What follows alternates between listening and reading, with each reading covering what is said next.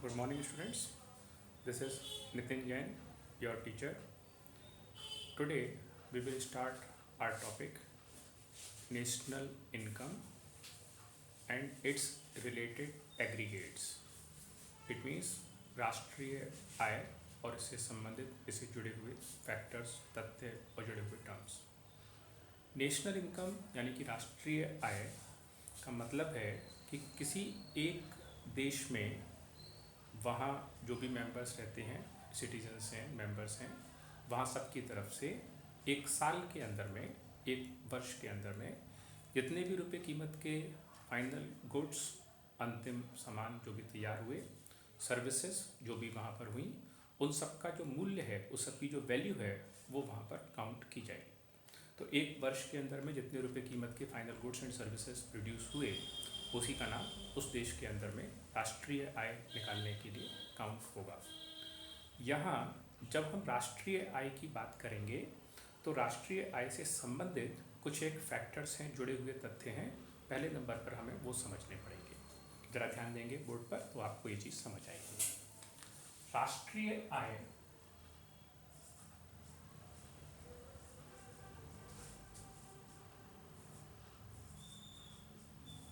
जिसका कि मतलब है नेशनल इनकम,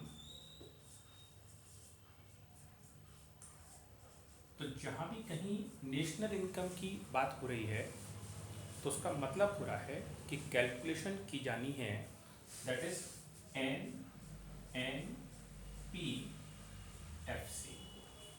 अगर कहीं पर नेशनल इनकम कैलकुलेट होने की बात चल रही है तो मतलब की बात यह है कि वहाँ पर बात हो रही है कि आपको कैलकुलेट करना है NNPFC, फैक्टर कॉस्ट। ये आपको समझ में अगर आ जाएगा तो बहुत सारी चीज़ें आपको क्लियर हो जाएंगी और कैलकुलेशन से संबंधित आसानी आपको मिल जाएगी। नेशनल में जो एन है इसका मतलब है नेट, ये जो एन है इसका मतलब है नेशनल, और पी इसका मतलब है प्रोडक्ट। नेट नेशनल प्रोडक्ट, लेकिन ये नेट नेशनल प्रोडक्ट दो प्रकार से एस्टिमेट किया जा सकता है, दो प्रकार से इसका वैल्यू किया जा सकता है, इसको कैलकुलेट किया जा सकता है। अब ये दो प्रकार कौन कौन से होंगे? तो नेशनल इनकम निकालने के जो दो तरीके में से यहाँ जो तरीका हमको निकालना है ये है फैक्टर कॉस्ट। इसको जो हम एस्टिमेट करने बैठे हैं ये इसके फैक्टर कॉस्टिंग पर यानी कारक लागत पर इसको हम एस्टिमेट करने का काम फिलहाल कर रहे हैं। नेट का मतलब है कि यहाँ पर कैलकुलेशन शुद्ध हो रही है, नेशनल का मतलब है राष्ट्रीय कैलकुलेशन हो रही है, और प्रोडक्ट का मतलब है उत्पाद, यानी कितना फाइनल प्रोडक्ट आप यहाँ पर प्रोड्यूस कर रहे हो। तो यहाँ पर हुआ शुद्ध राष्ट्रीय उत्पाद और वो पता करना है आपको कारक लागत के अकॉर्डिंग। तो जब कभी आपसे वास्तव में नेशनल इनकम निकालने के लिए कहा जा रहा है तो इसका मतलब ये है कि आपसे NNPFC यानी net national product at factor cost calculate करने की बात कही जा रही है। लेकिन स्टूडेंट ये भी एक सच है कि आप दरअसल में ये जो NNPFC है इसको आप सीधे सीधे तौर पर कैलकुलेट कर नहीं सकते। इसके लिए जो स्टेप प्रोसेसिंग है उसके लिए बीच में कुछ फैक्टर्स हैं, कुछ फैक्ट्स हैं, इसको आपको पहले नंबर पर क्लियर करना पड़ेगा। तो ज़रा हम लोग इसके पहले मेथड समझेंगे जिससे कि हमको ये समझ में आएगा कि आखिर हमें कैलकुलेट करना क्या है और परेशानी क्या है। तो दरअसल में हमारे से नेशनल इनकम जो फैक्टर है इसको कैलकुलेट करने के, इसके कैलकुलेशन के, इसकी पता लगाने के लिए, वैल्यू एस्टिमेट करने के हम पे तीन मेथड्स। जैसे अगर हम यहाँ बात कर रहे हैं नेशनल इनकम और नेशनल इनकम हमें एस्टिमेट करना है तो इसका मतलब होगा कि हमें एस्टिमेट करना है NNPFC हमें एस्टिमेट करना है। और ये NNPFC जो हम एस्टिमेट करेंगे इसको कैलकुलेट करने के टोटल तीन हमारे पास मेथड्स होंगे। इन तीन मेथड्स के अंदर में, तीन तरीकों के अंदर में, तो सबसे पहला वाला तरीका है, इसका नाम हमारे पास हो जाएगा वैल्यू एडेड मेथड। कितना उत्पाद मूल्य वृद्धि हुआ, वैल्यू एडेड कितना हो गया, कीमत कितनी बढ़ गई, वैल्यू एडेड मेथड। दूसरा जो है ये इनकम मेथड है और इसका मतलब है कि यहाँ आय विधि है जिसके आधार पर आप ये पता लगाने का कोशिश करोगे कि क्या इसकी वैल्यू इसमें आ रही है, यानी आय विधि के आधार पर आप यहाँ पर नेशनल इनकम को एस्टिमेट करोगे, आय की गणना विधि। और तीसरा है एक्सपेंडिचर मेथड, यानी कि खर्चा। तो एक्सपेंडिचर कितना हो रहा है, ये एक तीसरा अलग से मेथड और है, और इसका मतलब है व्यय विधि, यानी कि खर्चे की विधि, कि खर्चे के आधार पर कितना इसमें नेशनल इनकम आएगा। तो वास्तविक बात ये कि अगर हमें राष्ट्रीय आय निकालनी है तो 3 तरीके से हम चल सकते हैं। नंबर 1 है वैल्यू एडेड मेथड, नंबर 2 है इनकम मेथड आय विधि, और नंबर 3 है एक्सपेंडिचर मेथड यानी खर्चे की विधि, यानी कि एक्सपेंस की विधि। अब यहाँ पर प्रॉब्लम क्या है, जब आप वैल्यू एडेड मेथड के अकॉर्डिंग कैलकुलेशन करते हो और अपना आंसर ड्राइव करते हो, तो दरअसल में आपको मिलने वाला आंसर, इस वाले स्टेज पर आपको मिलने वाला आंसर ये आता है GDP-MP। अब अगर गौर से देखा जाए तो हमको तो वास्तव में NNP-FC चाहिए था, लेकिन जो आंसर आ रहा है वो आ रहा है GDP-MP। तो ये एक सावधानी का टॉपिक है। ठीक ऐसे ही जैसे GDP-MP का आंसर यहाँ आता है, ऐसे ही यहाँ पर भी आता है, तो वो आंसर जो आएगा वो आंसर भी GDP-MP आएगा। यानी GDP-MP means gross domestic product, लेकिन अब की बार ये फैक्टर प्राइसिंग पर, फैक्टर कॉस्ट पर नहीं है, ये अब की बार मार्केट प्राइस पर है, बाजार मूल्य पर है। तो यहाँ ये जो फर्स्ट वाला मेथड है वैल्यू एडेड, और जो लास्ट वाला मेथड है एक्सपेंडिचर मेथड, ये दोनों से नेशनल इनकम तो एस्टिमेट होगी, बल्कि तीनों से ही होगी, लेकिन ये आपको सीधे सीधे तौर पर मदद नहीं करेंगे, ये आपको मदद करने में थोड़ी सी हेल्प करेंगे। अभी मैं समझाऊंगा कैसे हेल्प होगी इसमें। तीसरा है इनकम मेथड। जब आप इस इनकम मेथड को अप्लाई कर रहे होंगे तो आपको आ जाने वाला आंसर NDP-FC होगा। स्टूडेंट्स, अगर गौर से बात को देखा जाए तो सच्चाई तो यह है कि हम तो कैलकुलेट करने बैठे थे NNP-FC, net national product, net शुद्ध नेशनल राष्ट्रीय प्रोडक्ट उत्पाद। तो शुद्ध राष्ट्रीय उत्पाद फैक्टर कॉस्ट पर कितने रुपए का बन रहा था, ये हमें एक देश के लिए एस्टिमेट करना था। वो देश इंडिया हो सकता है, पाकिस्तान हो सकता है, जापान हो सकता है, जर्मनी हो सकता है, अमेरिका हो सकता है, कोई भी हो, हर जगह पर यही मेथड एप्लीकेबल होंगे। Professor Digby, professor doctor VKRV Rao, ये लोगों ने इसके मेथड्स को डेवलप करने का तरीका अपनाया है, बनाया है, और इसको आज पूरा वर्ल्ड इसको यूज़ कर रहा है। तो यहाँ जो ये GDP-MP तो हम निकालने बैठे नहीं थे। GDP-MP हमारे लिए एक वर्किंग आउटकम आता है जिसमें कि हम वैल्यू एडेड से आंसर पाते हैं। एक्सपेंडिचर मेथड का आंसर भी GDP-MP देता है, इसको भी हम वास्तव में कैलकुलेट नहीं करने बैठे थे, और इनकम मेथड में NDP-FC आ रहा है। तो सबसे पहले हम ये समझेंगे कि वास्तविकता में हमारा काम हुआ क्या, क्योंकि हम तो जो चीज़ कैलकुलेट करने के लिए बैठे थे वो आंसर तो एक भी जगह नहीं आ रहा। तो क्या ये मेथड हमको वास्तव में कोई मदद कर रहे हैं, या ये कुछ मतलब के सौदे नहीं है? तो इसका क्या स्थिति है, अगर आप वो समझिए। पहले नंबर पे ये बात ऐसी हो गई, जैसे मान लीजिए कि किसी दिन हम यहाँ इस वाले पॉइंट पर एक जगह पर कहीं खड़े थे, यहाँ हम थे, यहाँ पर हमारी स्टैंडिंग थी, हम यहाँ खड़े थे, किसी एक क्रॉसिंग पर थे, कहीं एक जगह थे। अब हमको हमारे घर या हमारे घर के पास में किसी ऑफिस में कोई काम है, या हमारे घर के बाहर कोई ऑफिस है पास में ही, वहाँ हमें जाना था। हम थे यहाँ पर और हमें दरअसल में जाना है यहाँ पर, तो थोड़ा सा डिस्टेंस तो है। अब क्या हुआ कि हमारे पास एक पर्सन आए और उन्होंने हमसे ये पूछा कि भाई आप यहाँ खड़े हैं, तो इस वाले आसपास के एरिया में आपने ये वाला ऑफिस देखा है? ये जानकारी आपको है कि ये जगह कहाँ पर है? ये जो डिटेल्स हैं, ये जो जानकारी है, ये वाला ऑफिस कहाँ पर है, इस एड्रेस को वो पर्सन पूछ रहा है। तो दरअसल में हम तो हैं यहाँ पर, हमें खुद को जाना है यहाँ पर, लेकिन एक कोई पर्सन तीसरा है, वो हमसे पूछ रहा है इस वाले प्लेस को। वास्तविकता में हमारे इस एग्जाम्पल पर वो हमसे पूछ रहा है नेशनल इनकम NNP-FC को, इस जगह को पूछ रहा है। तो फिर ठीक है, हमने कहा देखो भाई ऐसा है कि हम यहाँ से अपने घर से चल रहे हैं, यहाँ से चल रहे हैं और हम भी उधर की तरफ ही जा रहे हैं, तो आप अपने साथ साथ चलते चलो, हमारे साथ साथ चलते चलो, और फिर जब आगे चलोगे तो हम आपको पहुँचाने में हेल्प करेंगे।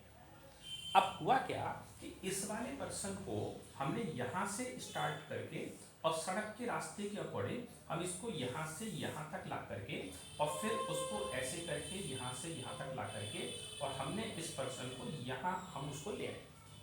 हमने कहा देखो साहब ऐसा है कि यहाँ से हम चले थे और यहाँ तक तो हम आ गए, अब यहाँ से आगे हमें तो जाना है सीधे क्योंकि हमारा काम तो उधर है, लेकिन तुम जो है वो इस रास्ते पर चल करके यहाँ पहुँच जाओगे, तो तुम्हारी ज़्यादा दूर नहीं है, पास में ही एक मोड़ है, तुम वहाँ से पहुँच जाओगे। इसका मतलब हुआ कि हम यहाँ खड़े थे, हमने पर्सन को इस वाले पॉइंट पर छोड़ दिया, एक तरीके से इस वाले पॉइंट का नाम, एक एग्जाम्पल के तौर पर इसका नाम हो गया GDP-MP, एक तरीके से इसका जो नाम हो गया ये नाम हो गया GDP-MP। लेकिन पर्सन को तो GDP-MP पे जाना नहीं था, पर्सन को तो जाना था इस वाली जगह पर, तो इस जगह का नाम था NNPFC। सही बात यह है कि क्या हमने इस पर्सन को जो यहाँ खड़े थे, इस पर्सन को यहाँ पहुँचाने में कोई बड़ी मदद हमने उस पर्सन की करी या नहीं करी, ये एक समझदारी का टॉपिक है। तो हमने उस पर्सन को यहाँ से उठा करके और इस पर्सन को GDP-MP तक पहुँचा दिया, तो देखा जाए तो बहुत बड़ी मदद करी हमने, उसका काफ़ी सारा रास्ता पार करा दिया और उसके बाद थोड़ा सा ही बचा है तो वो पर्सन इस रास्ते को कैच कर लेगा। जो ये जो वैल्यू एडेड मेथड है और ये जो एक्सपेंडिचर मेथड है, दोनों में ही एक ही बात चल रही है, एक ही मेथड चल रहा है, दोनों में ही हम इस पर्सन को यहाँ से पिक करके अलग अलग टेक्निक से चल करके यहाँ तक पहुँचा रहे हैं, तो हम तो उसकी हेल्प कर ही रहे हैं देखा जाए तो। सेकेंड नंबर पर अगर हम इसको ये वाले मेथड की बात करते हैं, ये रास्ता पकड़ते हैं नेशनल इनकम वाला, तो इसका मतलब हुआ कि हम इस पर्सन को यहाँ से लेकर के एक दूसरे रास्ते से चल करके और हम इस पर्सन को यहाँ तक ले आए। अब हमने कहा देखो भाई ये वाले रास्ते से आपको हमने चले और आपको चलते चलते सीधे सीधे चल करके हम यहाँ तक आ गए, अब आप 2 कदम आगे और बढ़ जाओ तो आपका सीधा रास्ता आ जाएगा और हमारे को जो जाना है वो आगे जाना है, तो हम अपने रास्ते आगे निकल जाएंगे। तो अब की बार तो हमने उसको बहुत ज़्यादा मदद कर दी, आपको तो केवल 2 कदम चलना बाकी रह गया, बाकी तो पूरा का पूरा रास्ता उसका पहुँच ही गया। तो ये जो पॉइंट था इसका नाम था NDPFC। तो यहाँ हमने इस पर्सन की और भी बड़ी मदद करी और इसको यहाँ पहुँचा दिया। तो सच्चाई ये है कि ये जो नेशनल इनकम निकालने का हमारा तरीका है वो टोटल 3 तरीकों से नेशनल इनकम यानी राष्ट्रीय आय एस्टिमेट होता है। राष्ट्रीय आय निकालने के 3 मेथड्स में नंबर 1 है वैल्यू एडेड यानी कितनी कीमत बढ़ी है आपकी ओर से, नंबर 2 है आय विधि यानी कि इनकम का मेथड, और नंबर 3 है व्यय विधि यानी कि एक्सपेंडिचर का मेथड। इन मेथड्स के अकॉर्डिंग टू जब हम यहाँ वर्किंग करते हैं तो जानकारी मिलता है कि एक जो वैल्यू एडेड है इससे आंसर आता है GDP-MP और एक्सपेंडिचर से भी आंसर आता है GDP-MP, लेकिन इनकम से आता है NDP-FC। जबकि हम इन तीनों में से कुछ भी एस्टिमेट करने नहीं बैठे थे, हम तो एस्टिमेट करने बैठे थे NNP-FC। लेकिन ये भी सच है कि ये मेथड्स हमारे लिए नेशनल इनकम निकालने में पूरी 100% मदद तो नहीं कर रहे हैं, लेकिन फिर भी काफ़ी हेल्प कर रहे हैं और इससे हमने एग्जाम्पल के थ्रू ड्रॉ किया और समझा कि काफ़ी बड़ा पोर्शन इन्होंने हमारा पूरा कराने में हेल्प कर दी। अब समझने की बात यह है कि अगर हम लोग GDP-MP पर हैं और यहीं अपना आंसर छोड़ दें तो हमारा फिर क्वेश्चन अधूरा रह जाएगा, क्योंकि पेपर में तो हमसे नेशनल इनकम निकालने का कहा गया था, इसका मतलब NNP-FC निकालने का कहा गया था। तो इस समय हमें ये सीखना है कि अगर नेशनल इनकम के रिलेटेड एग्रीगेट्स, नेशनल इनकम के संबंधित जुड़े हुए जो फैक्टर्स हैं, समुच्चय हैं, जो नेशनल इनकम से जुड़े हुए और कारक हैं, वो कौन कौन से फैक्टर्स हैं, उनको एस्टिमेट कैसे कैसे किया जाएगा, इसको अभी हम 2 मिनट में समझ लेंगे। मेरा ख्याल है आपको यहाँ तक यह समझ में आ गया कि नेशनल इनकम से जुड़े हुए फैक्टर्स हम क्यों पढ़ रहे हैं, क्योंकि हम ओरिजिनली यहाँ पर खड़े हुए हैं और हमें यहाँ पहुँचना है, या फिर हम यहाँ खड़े हुए हैं और हमें यहाँ पहुँचना है, तो यहाँ से हम कैसे पहुँचेंगे, इस चीज़ के कन्वर्जन्स को, इस चीज़ के चेंजिंग को हम यहाँ पर अभी पढ़ेंगे। बहुत आसान है, जल्दी से समझ में आ जाएगा। 3 फैक्टर्स केवल स्टडी करने के लिए हैं, हम डिस्कस करते हैं, अभी डिस्कस होते हैं। आप लोग उसको अपनी कॉपीज़ पर नोट डाउन कर लीजिए, जिससे कि काम आपका आगे बढ़ जाएगा। तो आगे देखिएगा प्लीज़।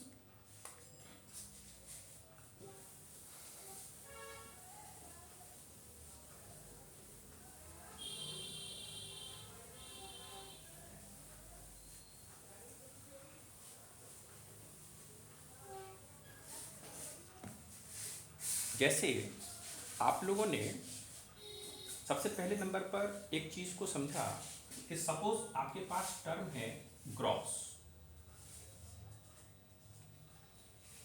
वो था ना GDP-MP, तो आपके पास था पूरे में GDP-MP। जी मीन्स ग्रॉस यानी कि सकल। यहाँ पर जो ये G है इसका नाम था यहाँ पर GDP-MP, और इस GDP-MP में यहाँ जो था इसका नाम था ग्रॉस। तो ग्रॉस का मतलब है सकल, ये है सकल ग्रॉस। अब अगर आपके पास कोई इंफॉर्मेशन ग्रॉस के फॉर्मेट में है, ग्रॉस की जानकारी दी गई है, सकल की जानकारी दी गई है, और आपसे उस सकल में से, उस ग्रॉस में से आपको एस्टिमेट करना है सपोज नेट। तो नेट का मतलब है आपको जानकारी करनी है शुद्ध। जानकारी है वो तो है सकल की, और चेंज करना है इसको नेट में। तो आपके पास ग्रॉस डोमेस्टिक प्रोडक्ट है, आपको निकालना है नेट डोमेस्टिक प्रोडक्ट। तो कैसे करेंगे? यदि ग्रॉस की इंफॉर्मेशन को नेट में चेंज करना है तो कैसे चेंज करेंगे? तो यहां पर माइनस हो जाएगा डेप्रीसिएशन। डेप्रीसिएशन को हिंदी में बोलते हैं ह्रास।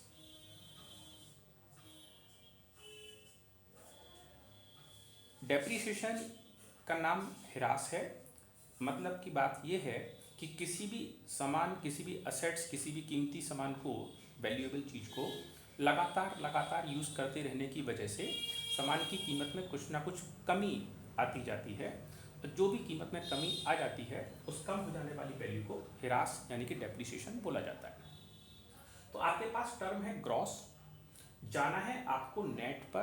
तो ग्रॉस से आपको नेट पे जाएंगे तो कैसे जाएंगे? तो इसके लिए आपको माइनस करना पड़ेगा डेप्रीसिएशन। डेप्रीसिएशन का मतलब ह्रास। अब यहाँ एक प्रॉब्लम आती है कि आखिरकार ह्रास है क्या?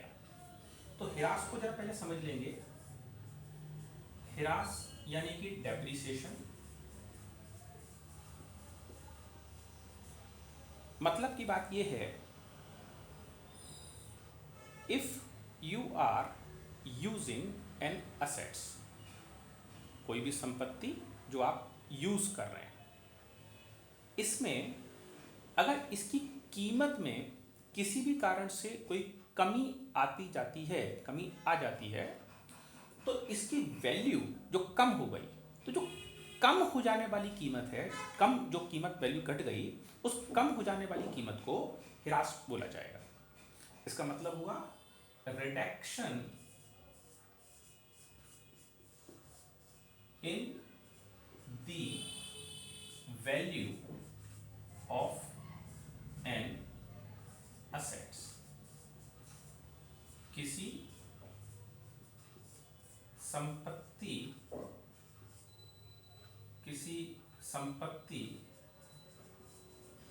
की कीमत में आने वाली कमी को ह्रास कहते हैं। अगर कोई असेट्स का कीमत, अगर कोई संपत्ति का कीमत किसी कारण से कम हो जाता है तो कम हो जाने वाली कीमत को असेट्स में ह्रास यानी डेप्रीसिएशन कहते हैं। अब बात ये कि ह्रास ऐसा हो क्यों जाता है? ऐसा कैसा पॉसिबल है कि कोई चीज़ की कीमत कम हो जाए? तो कम होने के पीछे कई सारे कारण हैं, यानी इसके जो कारण हैं, कौन कौन से कारण इसकी वजह से ऐसा होता है?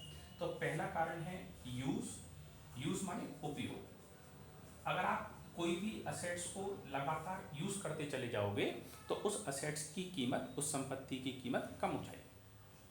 आपने कोई एक्टिवा खरीदा, बिजनेस की ज़रूरत के लिए खरीदा, तो जिस दिन आप शोरूम से उस एक्टिवा को नया खरीद करके लाए थे, वो दिन उस एक्टिवा की जो कीमत थी वो मान लीजिए कीमत थी 80,000 रुपये। अब आप उस एक्टिवा को 1 साल यूज़ किए हैं, तो 1 साल यूज़ करने के बाद से अगर अब आप ये चाहते हैं कि आपका वो एक्टिवा वापस से 80,000 रुपये कीमत में फिर से सेल हो जाए बाज़ार में, तो ये अब संभव नहीं है। ये मशीन, ये एक्टिवा अब 80,000 में नहीं बिकेगा। तो क्यों नहीं बिकेगा भाई? क्योंकि इसकी कीमत, इसको 1 साल 2 साल 5 साल उपयोग करते जाने की वजह से इसकी कीमत कम हो गई। कोई भी चीज़ है अगर आप उसको लगातार यूज़ करेंगे तो उसकी कीमत कम हो जाएगी। हमारे पास ये वाला डस्टर है और इस डस्टर को हम पहले कभी बाज़ार से लाए थे और जिस दिन लेकर के आए थे ये उस दिन बाज़ार में 30 रुपये कीमत का ये डस्टर आया था। अगर मैं ये चाहूँ कि आज ये डस्टर को 2 साल यूज़ करने के बाद मैं इस डस्टर को 30 रुपये का बेच लूँ तो ये नहीं बिकेगा, क्योंकि इसको लगातार यूज़ करने के कारण से आप देख पा रहे हैं कलर भी फेड हो गया थोड़ा सा और अंदर से भी डस्टिंग है इसके अंदर में। इसका मतलब साफ है कि इसको लगातार यूज़ करने की वजह से कीमत में कमी इसकी में आई है। That is called use. तो यूज़ पहला कारण हुआ जिसकी वजह से डेप्रिसिएशन चार्ज होता है, यानी ह्रास चार्ज होता है। दूसरा कारण है एक्सीडेंट, दुर्घटना।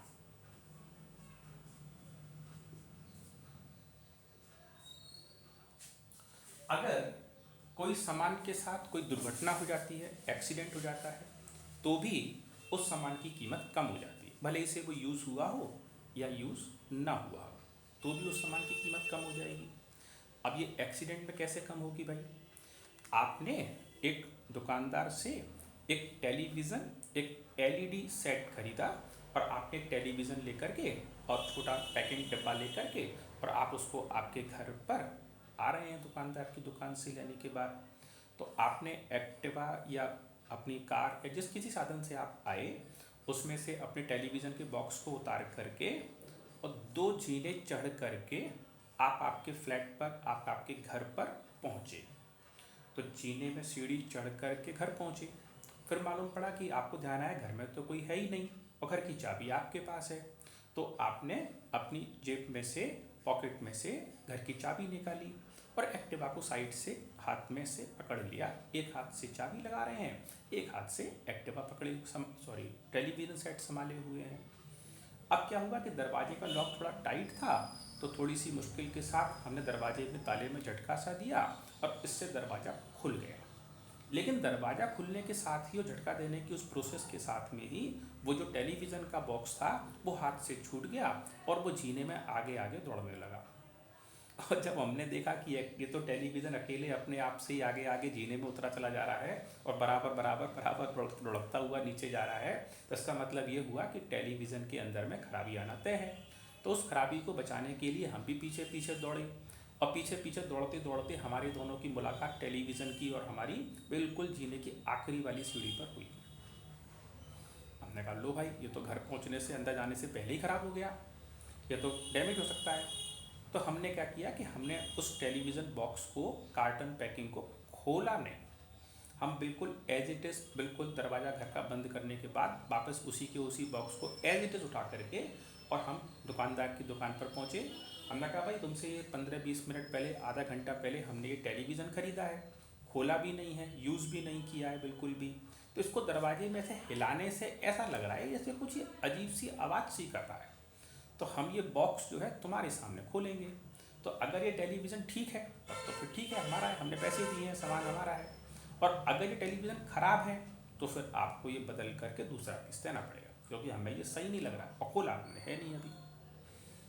दुकानदार कह रहा था कि साहब ऐसा है कि जब आप ये टेलीविज़न अपने घर पर पकड़ रहे थे जीने में उतर करके, तो हमारी दुकान का एक बॉय आपके द्वारा खरीदे गए टेलीविज़न का बिल देने के लिए आपके घर पहुंचा था और मालूम पड़ा कि आप बिल दुकान पर भूल गए थे, कागज़ आपका रह गया, तो सामान आपके घर पहुंचाने के लिए दुकान का बॉय भेजा। उसने बताया था टेलीविज़न जो है जीने में आगे आगे दौड़ रहा था और वो आप पीछे पीछे पकड़ने के लिए दौड़ रहे थे और अब आप इसे बदलने के लिए ले आए। तो ये जो टूटा है ये आपकी गलती से टूटा है, ये हमारी गलती से नहीं टूटा है। फिर भी इसे खोल कर देख लेते हैं, कोई छोटा मोटा अगर फॉल्ट हुआ होगा तो हम अपने लेवल से देख लेंगे, बड़ा नुकसान होगा तो फिर आप देखिए। अब ऐसी स्थिति में जब वो टेलीविज़न का सेट खोला गया तो बिल्कुल सब कुछ उसमें टूटा हुआ निकला। अब ये बताओ कि क्या ये टेलीविज़न यूज़ हो गया? यूज़ तो नहीं हुआ, अभी तो एक पैकेट सामने खोला गया है, लेकिन आधे घंटे पहले खरीदा गया टेलीविज़न सेट जो मान लीजिए कि 25,000 रुपये कीमत का था, क्या अब ये बाज़ार में 25,000 रुपये कीमत में सेल हो जाएगा? नहीं होगा। क्यों नहीं होगा? क्योंकि इसकी कीमत जो है वो कम हो गई और कम होने के पीछे कारण है एक्सीडेंट। तो किसी भी चीज की कीमत का कम हो जाना, तो कम हो जाने वाली कीमत को बोलेंगे डेप्रिसिएशन। जैसे मान लो कोई सामान की कीमत थी पहले 10,000, 10,000 रुपये, अब इस सामान को 2 साल हमने यूज कर लिया और अब बाजार में बेच रहे हैं तो वो बिक रहा है 4,000 रुपये का, तो कीमत कम कितनी हो गई? 6,000, 6,000 कम हो गई। तो जो कम हो जाने वाली कीमत है 6,000 रुपये, that is called depreciation, that is called ह्रास।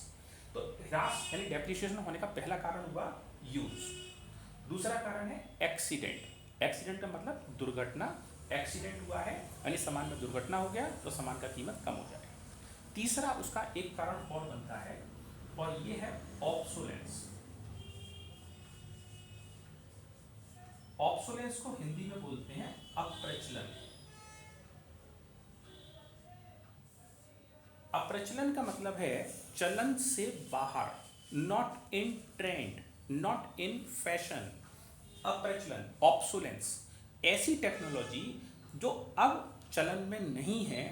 आज किसी व्यक्ति से कहो कि अपने घर में एक फैन लगा लो जो कैरोसिन से चले, मिट्टी के तेल से चले, तो पर्सन कह रहा है कि पागल हो गया, मैं टेलीविजन कैरोसिन वाला फैन चलाऊंगा तो पूरा घर काला काला हो जाएगा मेरा, तो और फिर कैरोसिन लाऊंगा कहाँ से? तो आज की डेट में इलेक्ट्रिसिटी की टेक्नोलॉजी है, कैरोसिन वाला तो फैन पता नहीं कहाँ होगा, कब होगा, कैसे यूज़ होगा, हमारे यहाँ बस की बात नहीं है भैया। तो हम वो लालटेन वाला सिस्टम जलाने का या कैरोसिन जलाने का जो सिस्टम था उसको नहीं चला रहे हैं, बल्कि हम लोग आज की डेट में लाइट का यूज़ कर रहे हैं। तो जो पुरानी टेक्नोलॉजी के सामान है वो चलन से बाहर हो गए, कीमत खत्म हो गई। तो दिस इज कॉल्ड अप्रचलन, यानी ऐसी कोई चीज़ जो मान लीजिए कि आपके पास में एक कोई मोबाइल सेट है, जो मोबाइल सेट आप लाए थे बाजार से, वो सपोज आप लेकर के आए 10,000, 10,000 रुपये कीमत का, ला करके किसी कारण से आपने किसी बॉक्स के अंदर रख दिया, कुछ ऐसा इमरजेंसी सा हो गया कि आप उसी समय अपने घर से घर लॉक करके और कहीं चले गए, 2 महीने के लिए आपको जाना पड़ गया घर लॉक करके, कुछ ऐसा अर्जेंसी हो गया, 2 महीने तक घर आपका बंद पड़ा रहा। अब 2 महीने बाद जब आप लौट करके आए तो आपके घर में वो बॉक्स रखा है या आप भूल गए क्योंकि आप उलझन में थे, आपको नहीं याद रहा, आप रहते रहे। फिर 4-5 साल बाद अचानक से आपको याद आया कि आपने एक बॉक्स देखा, अरे ये तो हम मोबाइल लाए थे, हमने तो यूज़ ही नहीं किया, तब से वो एज इट इज डिब्बा बंद रखा हुआ है।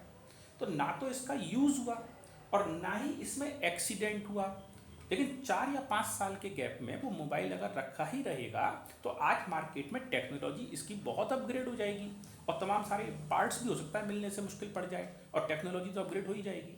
अब आप चाहते हैं कि आप 10,000 रुपये का मोबाइल लाए थे और ये वाला मोबाइल 10,000 रुपये में सेल हो जाए, जबकि वास्तव में ना तो ये यूज़ हुआ है और ना इसका एक्सीडेंट हुआ है।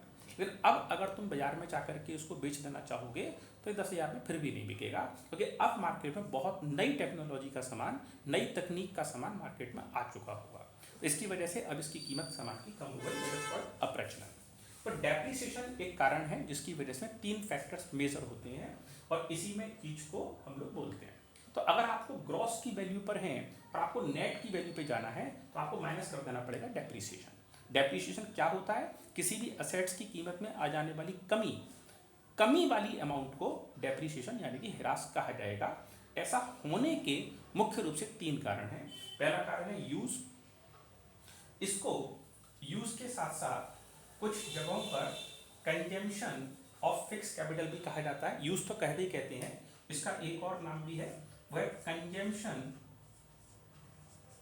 Of fix capital. तो ये कंजम्पशन ऑफ फिक्स कैपिटल है और इसी का नाम एक्सीडेंट यानी दुर्घटना है, एक्सीडेंटल लॉस है। और तीसरा कारण है ऑब्सोलेंस लॉस यानी अप्रचलन। तो इनमें से कोई भी कारण बनता है तो सामान की कीमत कम हो जाती है। तो ये सारे के सारे कारण डेप्रिसिएशन के रीजंस होते हैं। यहाँ से आगे हमारे पास में नेक्स्ट नंबर का जो वर्क है, इसमें अगर हमको ग्रॉस पर थे और नेट पर जाना था, सकल पर हम थे और हमको शुद्ध पर जाना था, तो एक तरीका हमारे पास बनता है इसका नाम है ह्रास यानी डेप्रिसिएशन। अब दूसरा हमारे पास जो कारण है वो है कि हमारे लोगों में एक वैल्यू जो हमको दी गई है, ये दी गई है डोमेस्टिक। डोमेस्टिक डी, डोमेस्टिक को बोलते हैं घरेलू।